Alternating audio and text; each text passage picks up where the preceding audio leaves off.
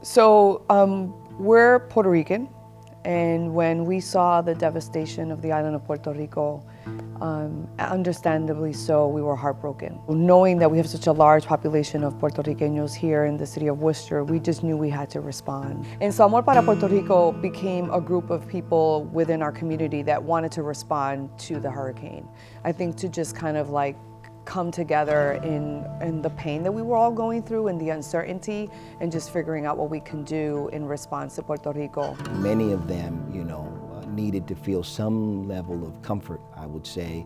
And I think that was provided by, cultural and sensitive individuals that could relate. We started collecting items that they would need, coats, winter clothing, and other personal items as they were arriving, which was really important. And so we began to do that through a project that we have called Neighbor's Closet. Neighbor's Closet is kind of set up like a thrift store, and everything is free. We don't charge for anything, and the families come in and they're able to help themselves to whatever they need. One of the things that's been most heartbreaking is that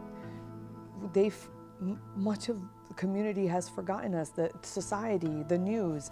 We're not the latest fashion news. That's unacceptable, and so we constantly are saying, please don't let them forget us. A woman, she contacted us through Facebook, and she said, my son started a coin drive. He and his mother recycled like the little milk jugs that they have in the school, and they did it 2 weeks where they would collect coins, and has collected over $2,000.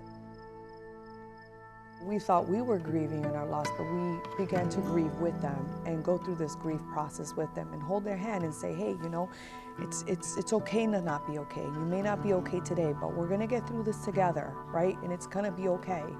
It's hard, and it's hard for us too. It's hard, when you have a family member, they're calling you and they're in the ER and they have 2 little kids and they're sick with the flu, and we can no longer stay where we are. And we're calling like so many places for over an hour trying to figure out where we're gonna place this family.